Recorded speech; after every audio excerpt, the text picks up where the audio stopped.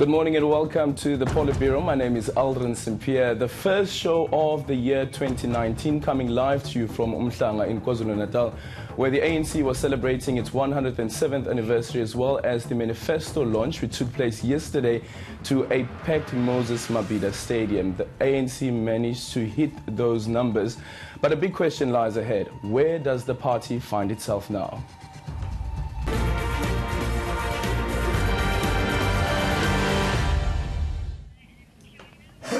The Politbureau is now in session, and I'm joined in studio by the Secretary General of the ANC, Magashule. Thank you so much for joining us this morning.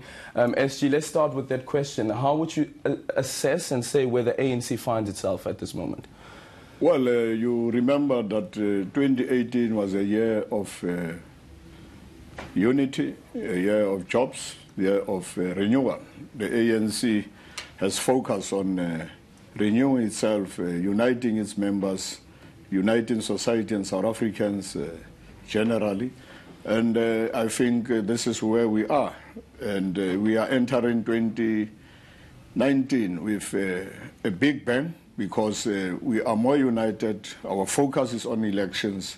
Remember, we suspended some regional conferences to focus our energies on elections. And we are ready. We are inspired. South Africans are motivated. ANC members have united. There might be sprinkles here and there, but unity is the cohesion. Do those sprinkles concern you?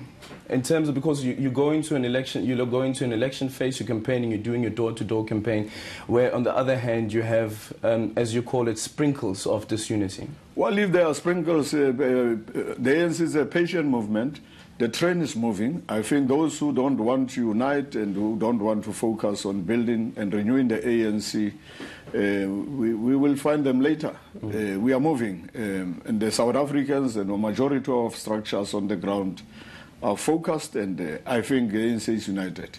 There's actually a video that was doing the round on social media where you are seen to be singing a song, I think, relating to former President Jacob Zuma. Some say that this is quite divisive. What's your take on it? You see, people are very naughty, because in all meetings where I was singing songs about history. I sang about Oliver Tambo. He's the president who have stayed for many years.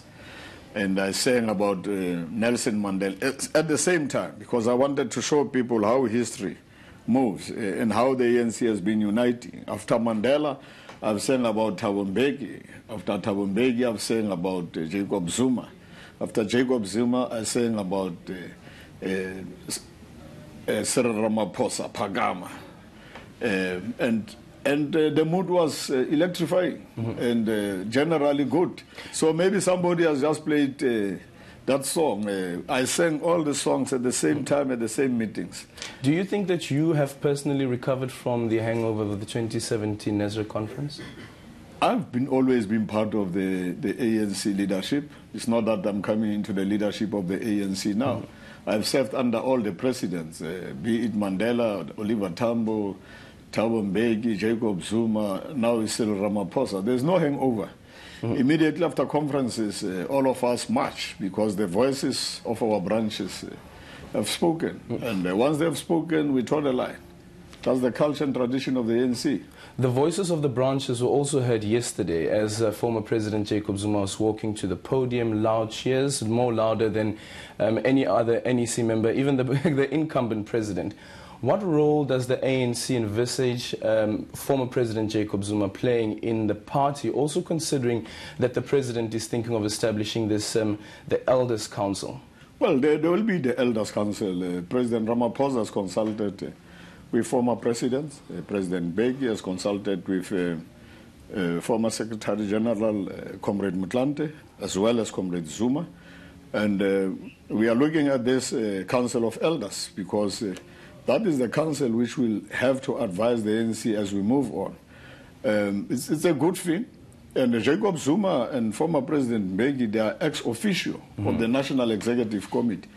And we have taken that decision that Comrade Jacob Zuma can join the campaign. In fact, he must join the campaign. You have seen him in KZN, but we have said he's not going to be only in KZN. But it was an unpopular decision, right? No, we have taken because that decision. Here so you have a former president who's a leader in the party, who ranks quite high in the party. He's a former president of the country. He faces corruption charges, yet he's seen to be campaigning for the party. I understand that there are some NEC members who are arguing that that should not be done. Well, I don't know who you are talking about. Zuma is a member of the African National Congress. He's still active as a member of the African National Congress. Any member of the ANC, maybe other members don't have the profile which Jacob Zuma has, but there are many leaders who are still out there within our structures. And if Jacob Zuma is active, so be it. There's nothing But don't wrong. you see anything wrong with that? With having somebody like a former president facing corruption charges, and the case actually resumes in May, the same time as we go to the elections, that this could have an impact on the on brand ANC?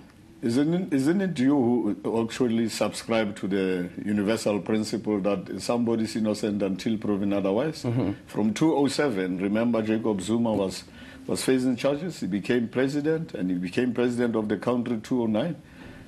What are you saying? A South Africa who believes in the universal law. Mm-hmm.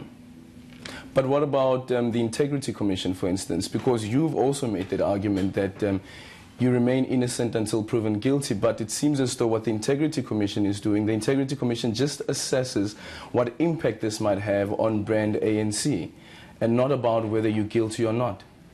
Well, Integrity Commission is Integrity Commission. They do their work. They are independent from us. I can't talk on behalf of the Integrity Commission. They look at the integrity of the movement. Let's quickly speak then about, just before we move on the issue on the Elders Council, I see that the City Press is running with a story, or the Sunday Times rather, is running with a story that former President Thabo Mbeki is reluctant to join the council because of the presence of former President Jacob Zuma? Well, that's what the media say. What are you saying? I'm saying there isn't such a thing. I don't know why people want to create stories which don't exist at all times. And that's why we say to South Africans, members of the ANC, of the alliance, stay focused. Somebody's trying to defocus us and try and divide us, not this time around. Let's quickly speak about the Reserve Bank, which featured in the manifesto. The phrasing of how the Reserve Bank's mandate should be, where the party says there should be a more flexible monetary policy. Is this not different to what the ANC has resolved at its conference, that the Reserve Bank should actually be nationalized? Well, I'm sure in as far as we have decided. Remember, the National Conference is the highest decision-making body. And I know ourselves as officials of the ANC we have met. And what we have said is that we are going to implement each and every resolution of the National Conference without flinching. Mm-hmm. So I don't know what is there in the media. But the debate is not in Parliament. For instance, the first time that it was put on the table of Parliament, it was then withdrawn by, I understand, after the advice from former Finance Minister Nhlanhla Nene. Remember, our mandate is 5 years. We are, what I'm saying to you and South Africans is that we are going to implement all the resolutions taken by the ANC conference. We are accountable to the branches of the ANC. It doesn't mean that we are going to implement everything. Our mandate is 5 years. Within 5 years, we shall have implemented all these resolutions. Where we have difficulties, we'll go back to our structures. In between the National Conference, there is a National General Council. Mm-hmm. But for now, as I say, and I'm talking with confidence, we have taken decision, even as officials, that all the resolutions taken by, because we can't be seen to be undermining the highest decision-making body. So is it your argument that the Reserve Bank will be nationalized as per the mandate received from the Nasrec conference? That's what I'm saying. Mm-hmm. That's what I'm saying. And the pushback inside the party? What pushback? Well, I understand that there are some NEC members who are saying that the party shouldn't be taking this. The party shouldn't be taking this route.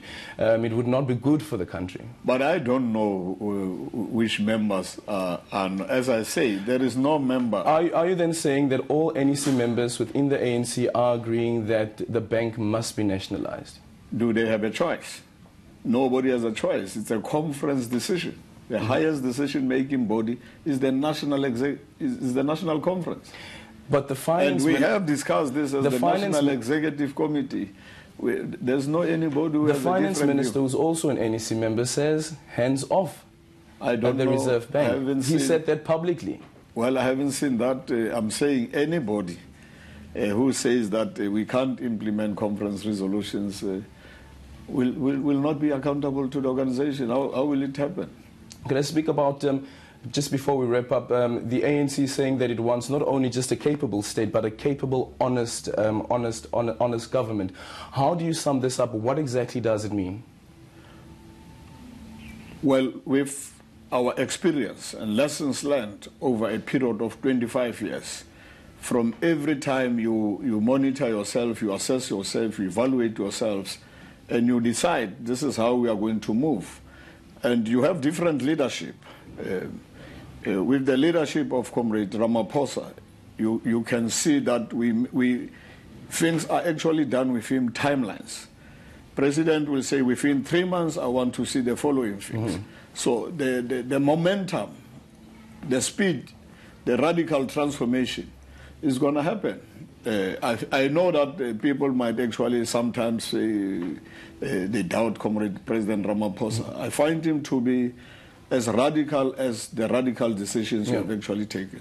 The party also speaks about the integrity of the people who would be going to these various legislation, but my argument would be that also people who are within the party, for instance, you hold a permanent position within the party, those people must also be seen to be of high integrity, and you are currently facing an issue around Vrede. What issue am I facing? It's your media who actually says... But it was under your government in the Free State, am I correct? So what have I done? But you were part of the government, you were running the government. But what have I done? You were running the government at the time, in Vrede. So what have I done? You were running the government at the time. Your media, you always actually want, in the public eye, you want to find us guilty of things we have not done. Mm-hmm. I think that's how you project us. Mm-hmm. Yeah. So you're arguing that you had absolutely no role to play? We are saying we can't be defocused. We are focusing on changing the lives of South Africans. And that will be your argument at the Zondo Commission as well, if you get to be called? What will I do about? If you get to be called at the Zondo Commission is Zondo Commission. Let's deal with it whenever time is right. Okay, then thank you so much. The Secretary General of the ANC, Magashule. We continue with the conversation around the ANC's manifesto. After the break, we speak about the message and the tone of the manifesto and how it would land on the ears of the voters come May when we go to the polls.